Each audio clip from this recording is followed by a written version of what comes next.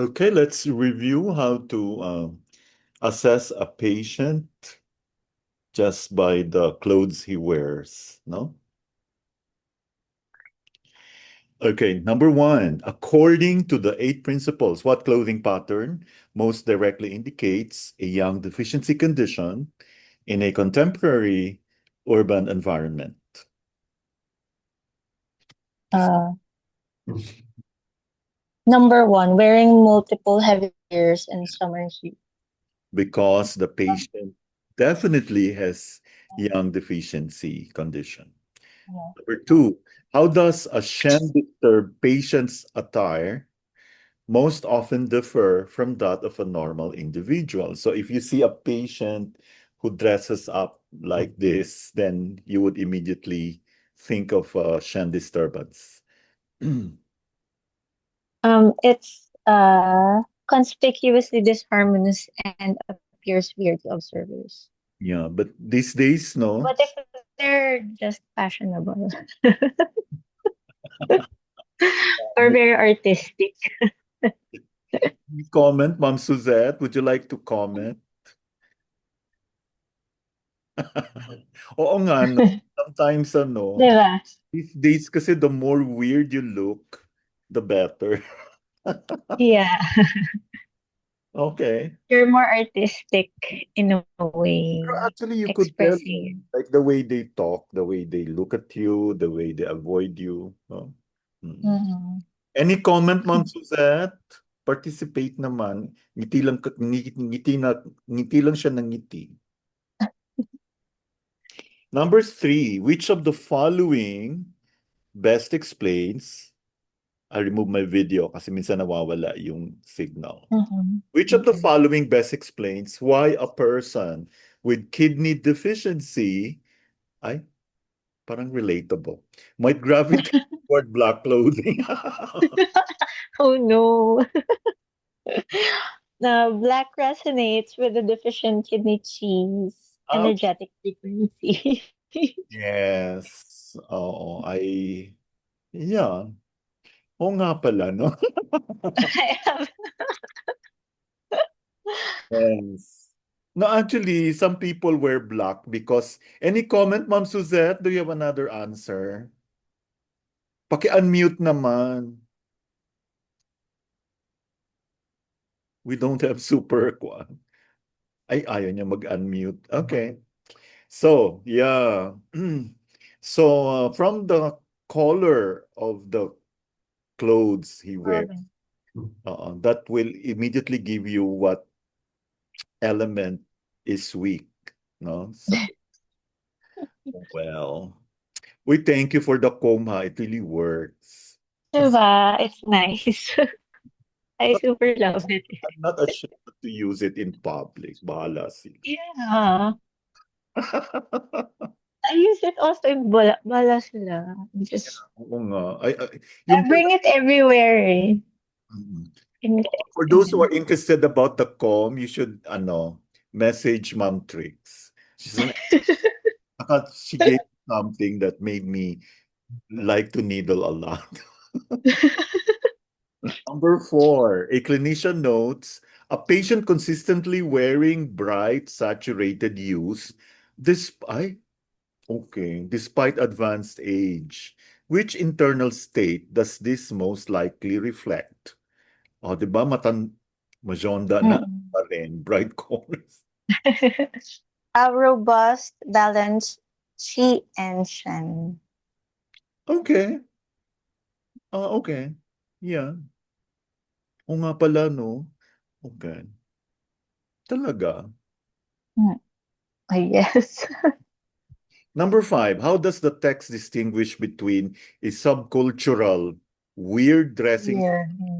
and genuine Shan disturbance? And this is important, no? Kasi baka uso lang yung weird dressing. Mm-mm. Okay, so how So, does subcultural styles are voluntary and aligned with a niche norm, whereas Shen disturbance is often unconscious. yes. Oo. Kung pahip-hop siya, so that's hindi siya. Which of the following statements about over-conformity, sobra, no, is most accurate within the diagnostic lens. It often signals liver cheese stagnation due to excessive control. Okay, so everybody knows that. So alam mo na kaagad. So masyadong Mm. prim and proper. In assessing color preference, aversion to bright red may indicate ayaw niya ng bright red, no? So what is the pattern, everyone? Sir, Long, oh, ayaw niya. long excess, right? So what's the answer? Yeah, long excess, long, sure. Okay. So kung may lung excess, okay. Kasi 'di ba supposedly, okay. So pag lung excess, humihina ayaw niya kay bright red. Ayun. Kasi 'di ba the fire is Probably may controlled. lungs or Pero lung.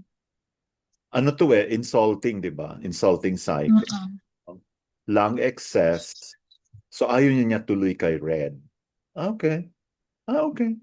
Lung excess. Drab clothing can sometimes represent a Shen in perfect balance. Which philosophical concept does this parallel? Mm.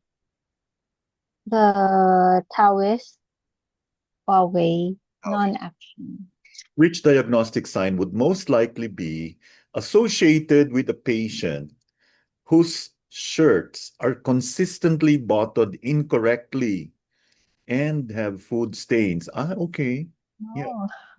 No. Phlegm dampness, obstructing vision. Yeah. Actually, I Yeah. know someone like that. Okay. Number 10, prefers exclusively navy blue garments. Navy blue? Oh, Which organs deficient condition could this suggest? Okay. navy blue. Yeah. Kidney? Yeah, kidney. Mahilig siya sa navy blue. Navy blue saka black. Actually, we wear black, no? And Done. to, Yeah, to look, not slimmer. the brightness of clothing reflects the quality of their shan and chi. Which of the following is a plausible mechanistic explanation for this observation in Chinese medicine theory? Okay. That vibrant colors resonate with a flourishing sea, enhancing Shan expression. Okay. Sa bagay, no, kung bright ang colors. When considering a patient's attire, why are clinicians advised to be aware of their own yang deficiency or yin deficiency tendencies? Siyempre, di ba, tao ka lang. Why? Mhm. Um, because personal bias may cause under or overestimation of clothing adequacy. So, wag mong don't ever think na the patient is like you. Yeah. Which of the following scenarios exemplifies a heat presentation in clothing? Heat, Or an alcoholic on a winter bench wearing only a t-shirt and thin jacket. yes. So, Ah, ibig yeah. sabihin, mainit pa Yeah. ito. Yeah. A line is drawn between genius and madman based on appearance. Which factor complicates this distinction most? Hmm, Mm. Cultural context of okay, clothing. yeah. Which pattern imbalance is most directly linked to a very pristine wardrobe? Mm. Diba? Prim and proper. Liberty stagnation. In the diagnostic schema, how might a sudden shift from bright to drab clothing be interpreted? Sudden shift. Ano nangyari? The onset of a new phlegm dampness blockage affecting the shunt. Kaya always look at the tongue. No, confirm. So biglang hindi na bright yung colors niya. Which of the following best captures the rationale for using cartoon caricatures in training clinicians?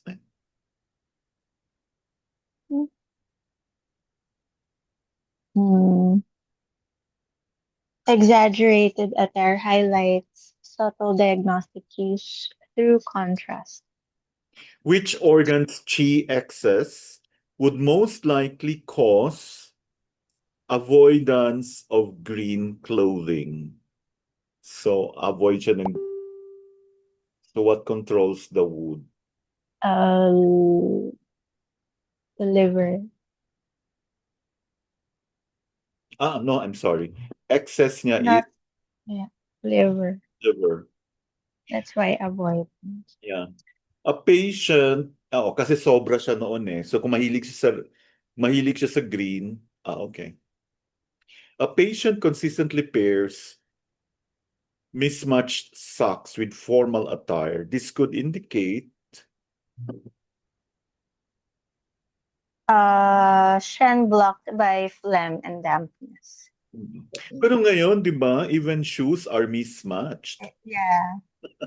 which is No, the, some brands they really sell mismatched shoes. Eh. pero I don't, if you are quite, if you're no longer young, no? If you were, Mm. you look ridiculous, di ba? I'm sorry, pero baka meron lang akong liver But, cheek. Which statement accurately reflects relationship between age and clothing vibrancy? vibrancy declines with age only when underlying C is deficient or blocked. So if you are avoiding vibrant colors already, you are becoming chi deficient or meron ka ng cheese. Oh no. Overconformity may manifest as extreme tidiness. Which organ's imbalance most commonly underlies this presentation? Liver. Why might a patient's predominant single color dressing be considered a tenuous sign of imbalance? Because color preference is more heavily influenced by fashion than physiology.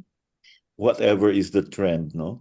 Which of the Mhm. following would not be a recommended consideration when evaluating a patient's attire? Mm. Hmm. The patient's personal taste in haute couture. Yes. Mm-mm. Oo, depende sa taste niya. Yes, depends on the Its taste. presentations are linked with, di ba ngayon may mga avant-garde na, di ba? Mm-mm. So, sometimes, di ba, the more weird, the better. Yes, I love avant-garde. Ay, wow, oo naman.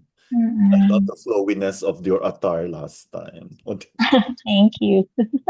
Its presentations are linked with lighter clothing. Which internal dynamic does heat most closely correspond to in Chinese medicine? Heat is excess yang or deficient yin. Which of the following is a potential misinterpretation when a clinician observes a person wearing too much clothing in summer? Mm, assuming the patient has yang deficiency without considering personal Of bias. course. Which of the following best illustrates the concept that the amount, situation, and context of a factor determines imbalance? Wearing bright colors is harmful only when the person has kidney deficiency. Okay. Mm. A disharmonious wardrobe is most directly linked to A disturbed Shen. phlegm and dumbness cause confusion manifested in appearance. Which of the following clothing anomalies would be most Ay, oo nga pala. I had one anesthesiologist, may he so rest in peace. Oh. Hindi na siya masyadong, oh yeah, okay. Now I know. Which of the following clothing anomalies would be most indicative of this pattern? Um, Socks of varying lengths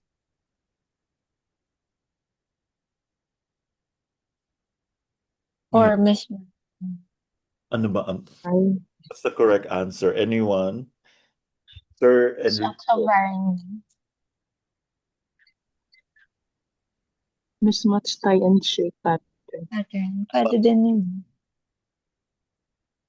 Socks of varying lengths, mukhang okay lang naman ang sa. Slim and damp. What do you think? Anyone?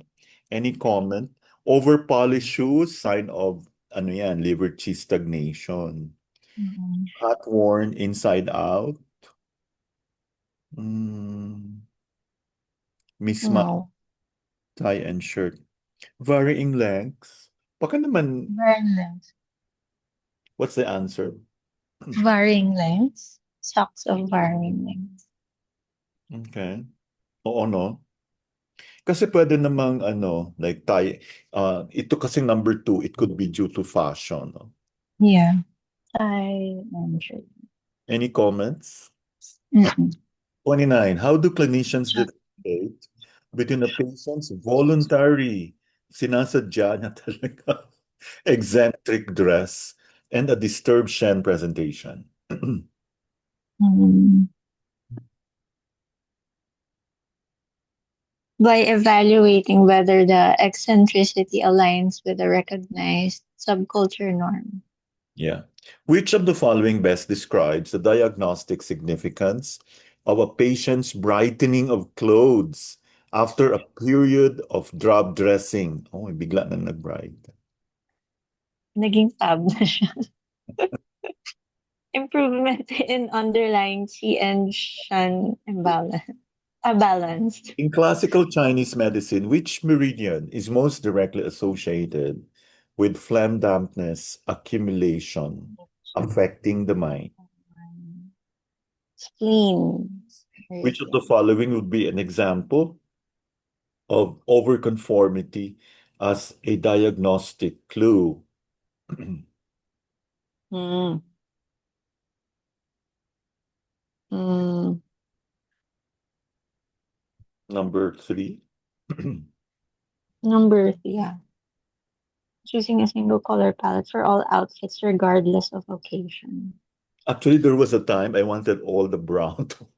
Yun yung ano ng ano ko dito sa coat. So, sabi ko parang iba na. Puro brown. So I put some black and white. O, di ba?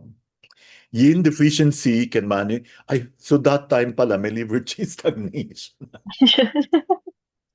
Yin deficiency can manifest in clothing choices. Which scenario most plausibly reflects yin deficiency? Mm. A man wearing a thin sweater during a severe winter storm. Ay, yeah, kasi yin Indecision. deficiency, mainit, no? Mm-mm. Which of the following statements aligns with the relationship between heart and clothing neglect? Uh, a disregard for appearance may signal a deficiency of heart, qi, and shin. The vibrancy of their clothes and their eyes reflect the vibrancy of their chi. Which modern imaging technique could theoretically correlate with with this observation? Infrared thermography detecting skin temperature variation. Which organ's shoe condition would most likely cause a patient to favor drab, muted tones as a subconscious attempt to replenish qi. The spleen. Yeah. Interesting, di ba? Mhm. The need to belong and conform can be a sign of imbalance. Which constitutional type in Chinese medicine is most predisposed to this tendency? Liver chi. Stagnation. Yes. A patient's wardrobe is characterized by meticulous coordination, identical outfits, and immaculate presentation. Which of the following is the most likely underlying pattern? Liver chi. Stagnation. Subculture consciously choose to look weird, which principle explains why their Shen remains harmonious despite unconventional dress. Mm. They are conforming to an alternate, internally consistent norm. Which of the following would be a direct sign of heat rather than yang deficiency? Wearing a thin tank top in a snowstorm. Color resonance integrates with organ chi. Which color is traditionally associated with the lung meridian and thus might be avoided by a person with lung excess? White. Which of the following best captures the stance on using clothing observation as a soul? Kaya pala ang mga malulungkot, no? Ay, deficient pala. Okay. Mm. Which of the following best captures the stance on using clothing observation as a soul diagnostic tool? It should be considered only when extreme anomalies appear. What is the primary significance of noting a patient's predominance of a particular color? Hmm. It may hint at a deficiency condition in the Zhang organ, resonating with that color. Yes, the need to decorate themselves can be a sign of imbalance. Which organ's deficiency is most likely to produce this compulsive need? Hmm. Liver chi stagnation. Which of the following statements best aligns with the view on fashion as a diagnostic sign? um, Fashion is generally a weak indicator unless it intersects with color resonance or clothing amount. 46. Which scenario most likely reflects a patient whose shen is blocked by phlegm and whose clothing reflects confusion? A woman whose blouse is buttoned inside out with a coffee stain on the collar. The color black or dark blue may be attracted to a kidney deficient in ay kaya pala. Okay. Which Mhm. element does the kidney correspond to and how does this relate to color theory in Chinese medicine? Water. Black and dark blue are the water elements colors. Which of the following would be an example of subtle disharmony in clothing that could indicate a disturbed Shen? Hmm. Mm, Slightly longer sleeves on one arm of a shirt. Ay, ganun pala yun. So yung kanina yung medyas, no? Mhm. Too much control and conformity or too little are both signs of imbalance, to which therapeutic principle in Chinese medicine directly addresses correcting such extremes. The balancing of yin and yang. Okay. Which of the following, this is the last one, which of the following best encapsulates the recommendation regarding clinicians' own clothing bias when evaluating patients? Mm. Clinicians must actively recognize their own yang deficiency or yin deficiency tendencies to prevent diagnostic bias. Are you already aware? I don't know. Yes. Thank you so much and Thank you. congratulations. And thank you for joining. Now,